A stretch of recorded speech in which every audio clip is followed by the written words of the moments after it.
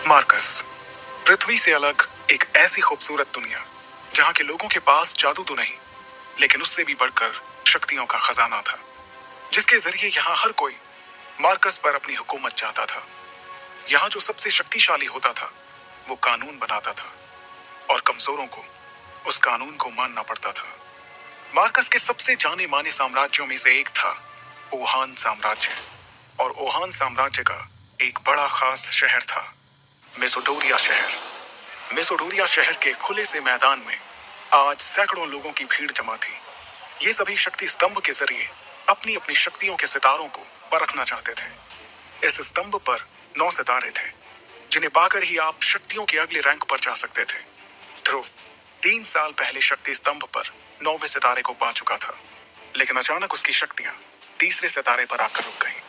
और तभी से ध्रुव वापस से 9वें सितारे को पाने के लिए मेहनत कर रहा था।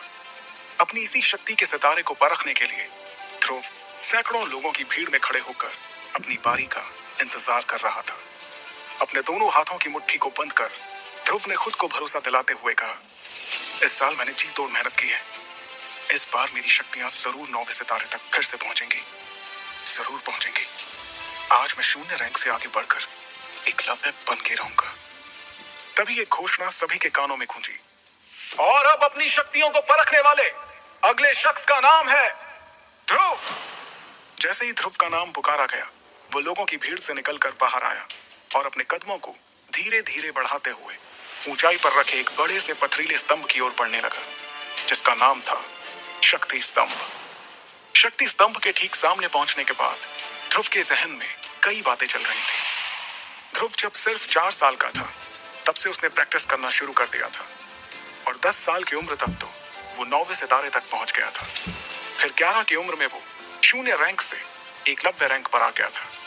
शौर्य दल के 100 साल के इतिहास में ये पहली बार था जब एक 11 साल का बच्चा एकलव्य बन गया हो।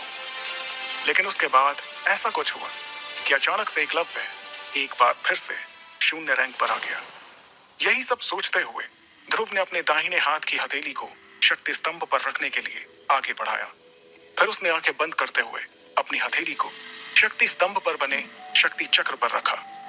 कुछ देर सन्नाटे के बाद ध्रुव के कानों में एक आवाज गूंजी, तीसरा सितारा, शक्ति और भी कम। इस बार भी ध्रुव का सबसे निराशाजनक प्रदर्शन। ये आवाज जैसे ही ध्रुव के कानों में पड़ी, उसके पैरों तले जमीन सरक गई। उसे अपने कानों पर यकीन नहीं हो रहा था। जैसे ही उसने अपनी आंखें खोली, शक्ति स्तंभ पर गड़े हुए 2 शब्दों तीसरा सितारा ने उसके सपनों को चकनाचूर कर दिया। उसे बिल्कुल भी समझ नहीं आ रहा था कि आखिर ऐसा कैसे हो सकता था।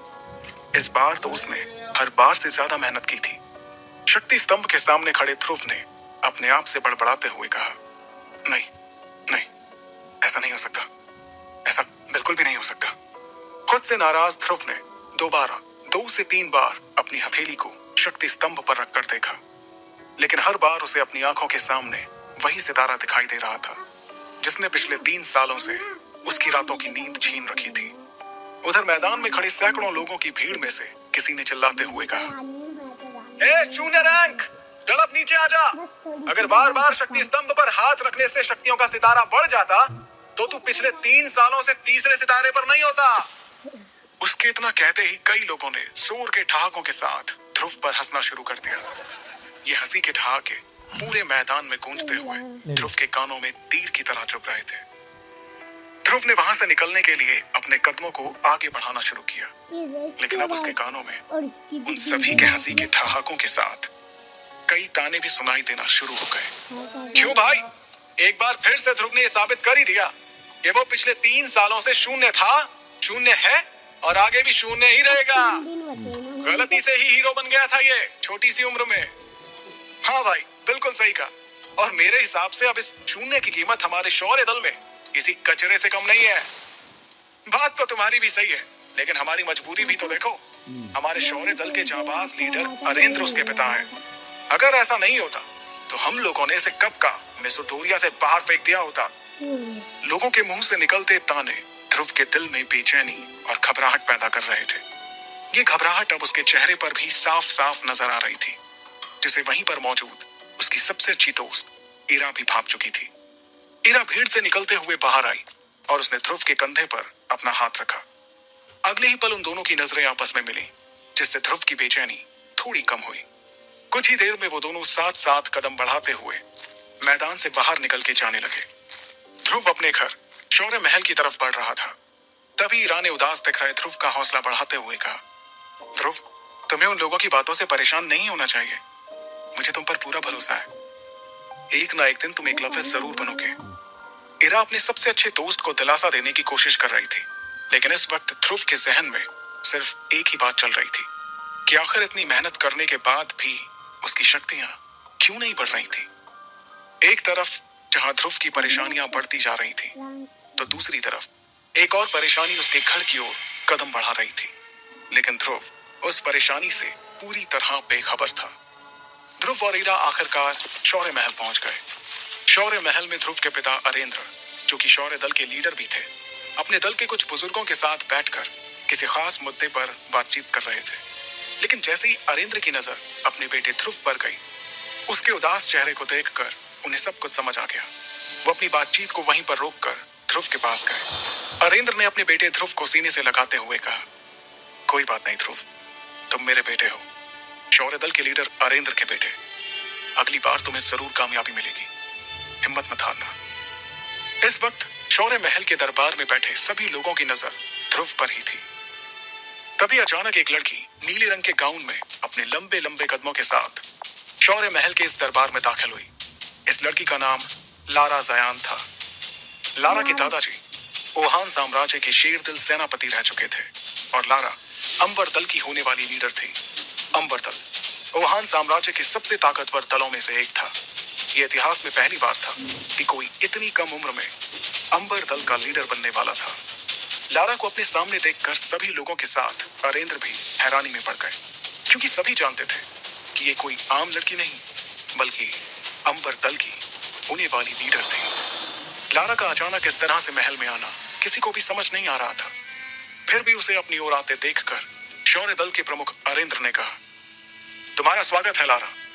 ना कोई खत, ना कोई खबर, इस तरह से यूं अचानक, सब ठीक तो है? अरेंद्र के सवाल पर लारा ने अपने दाहिने हाथ से चुटकी बजाते हुए अपने बॉडीगार्ड्स की ओर इशारा किया। इशारा पाते ही वो सभी एक कदम आगे आए। वो बॉडीगार्ड्स एक बड़े से हरे रंग के बॉक्स को पकड़े हुए थे। बॉक्स की तरफ देखते हुए लारा ने अपनी तीखी और तेज आवाज में कहा, मुझे पता चला है कि ध्रुव इस साल भी अपनी शक्तियों को नहीं बढ़ा पाया, इसलिए मैं ध्रुव के लिए एक खास चीज लेकर आई हूँ। इसे पीने से उसे अपनी खोई हुई शक्तियां एक बार फिर से मिल जाएंगी।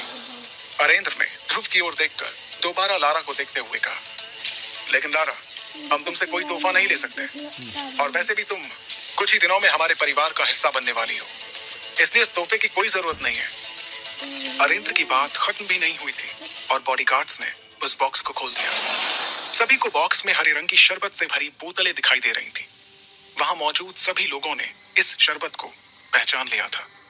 अरेंद्र ने उस शरबत की ओर हैरानी से देखते हुए कहा, करिश्माई शरबत? ये तो बहुत ही कीमती शरबत है। हम तुमसे इतना कीमती तोहफा बिल्कुल भी नहीं ले सकते लारा।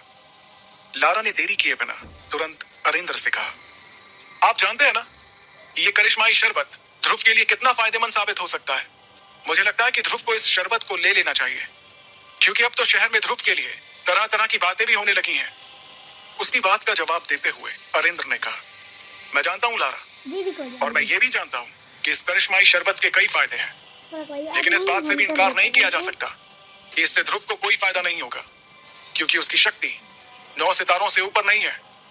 और तुम ये जानती हो ही कि अगर 9वें सितारे से कम शक्ति वाला कोई इस शरबत को लेगा, तो इससे उसकी शक्तियां और भी कम हो सकती हैं। अरेंद्र अपनी बात को पूरी करते उसके पहले ही लारा ने उन्हें टोकते हुए कहा, हाँ, मैं जानती हूँ कि शक्तियां कम भी हो सकती हैं, तो इसमें इतना परेशान होने वाली कौन सी बात है? ध्रुव का शक्ति का सितारा तो वैसे भी 3 पर ही है। ध्रुव के पास अब हारने को बचा ही क्या है? इससे पहले कि अरेंद्र कुछ कहते, लारा की इस बात पर अब ध्रुव ने अपनी चुप्पी तोड़ते हुए कहा, मैं कभी भी अपनी शक्तियों को इस तरह से नहीं बढ़ाऊंगा लारा। तुमने ये सोच भी कैसे लिया? लारा ने भी तुरंत इस बात का जवाब दिया, अच्छा, तो फिर तुम किस तरह से अपनी शक्तियां बढ़ाओगे? वैसे ही जैसे पिछले 3 साल से बढ़ा रहे हो। लारा की इस बात का ध्रुव के पास कोई जवाब नहीं था। लारा ने अरेंद्र के पास जाकर उन्हें इत्मीनान से कहा, ठीक है, अगर आप इस करिश्माई शरबत को तोहफे के तौर पर नहीं लेना चाहते तो क्या आप मुझे इसके बदले में कुछ दे सकते हैं? लारा की इस बात पर अरेंद्र ने बिना कुछ सोचे समझे कहा, हाँ बिल्कुल, क्यों नहीं, हम तुमसे इस शरबत को लिए बिना भी तुम्हें जो चाहिए वो दे सकते हैं। लारा ने बेझिझक जवाब दिया, मेरे और आपके परिवार के बड़े लोगों ने सालों पहले ध्रुव और मेरा जो रिश्ता तय किया था, मैं उसे आज तोड़ना चाहती हूँ। लारा के मुंह से इस बात को सुनकर ध्रुव, उसके पिता अरेंद्र और वहां पर मौजूद सभी लोगों के पैरों तले जमीन सरक गई। एक पल के लिए वहां सन्नाटा छा गया।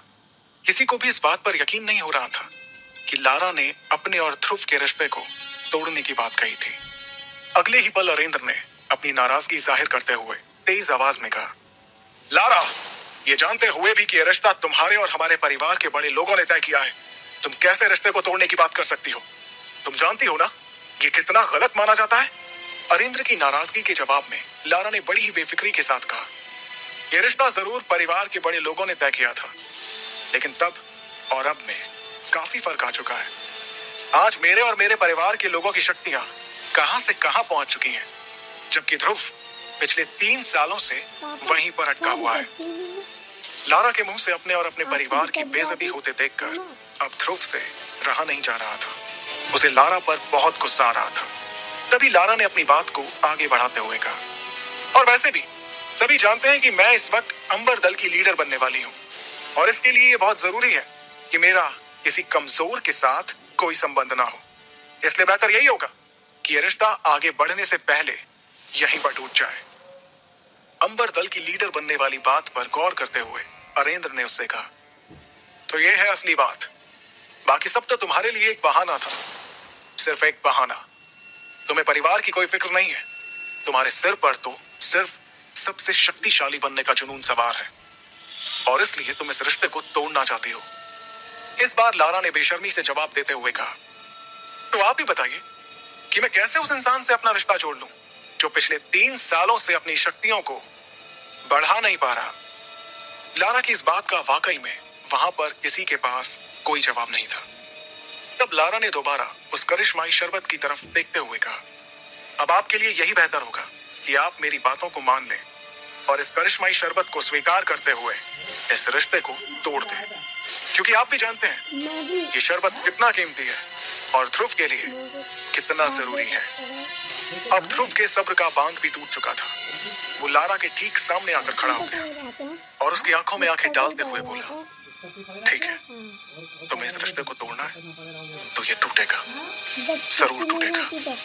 ध्रुव के इतना कहते ही सभी हैरानी से उन दोनों के चेहरे की तरफ देखने लगे। तभी ध्रुव ने अपनी बात को आगे बढ़ाया, लेकिन इस रिश्ते को तोड़ने से पहले हमारी शादी होगी, और उसके बाद मैं तुम्हें तलाक देकर इस रिश्ते को हमेशा हमेशा के लिए तोड़ दूंगा। बताओ, है मंजूर? ध्रुव की इस बात पर लारा ने तपाक से गुस्से में झल्लाते हुए कहा, ये क्या बकवास कर रहे हो तुम? तुम्हें मालूम भी है इससे मेरे परिवार की कितनी बदनामी होगी? तब ध्रुव ने बड़े ही इत्मीनान से जवाब देते हुए कहा, तो जो तुम कर रही हो उससे हमारे परिवार की बदनामी नहीं होगी? जब बदनामी होनी ही है तो क्यों ना दोनों की ही हो। इस जवाब पर लारा ने तेवर दिखाते हुए कहा, मुझे यकीन नहीं आ रहा है कि मैं उसी ध्रुव से बात कर रही हूँ जिसे मैं कुछ सालों पहले मिली थी।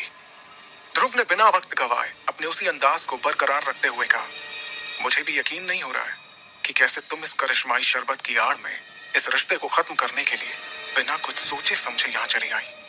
इतनी बातें करते हुए ध्रुव और लारा दोनों के चेहरे एक दूसरे के बहुत ही नजदीक आ गए थे। उन दोनों की आंखें एक दूसरे को घूरे जा रही थीं।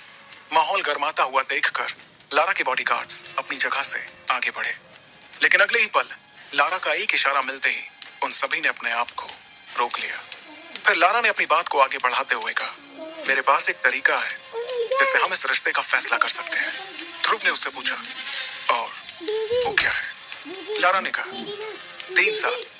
3 साल बाद हम दोनों के बीच एक मुकाबला होगा। अगर उस मुकाबले में मैं जीत गई तो तुम्हें इस रिश्ते को तोड़ना होगा, और अगर तुम जीत जाते हो तो वही होगा जो तुम चाहोगे। लारा की ये शर्त सुनते ही शौर्य महल में एक सन्नाटा छा गया था। अब सभी की नजरें ध्रुव के जवाब का इंतजार कर रही थी। क्या ध्रुव अपनी मंगेतर लारा की शर्त मानेगा? आखिर क्या वजह है जो ध्रुव की शक्तियां पिछले 3 सालों से आगे नहीं बढ़ पा रही थी? कैसे लड़ेगा ध्रुव अपने से शक्तिशाली लारा से?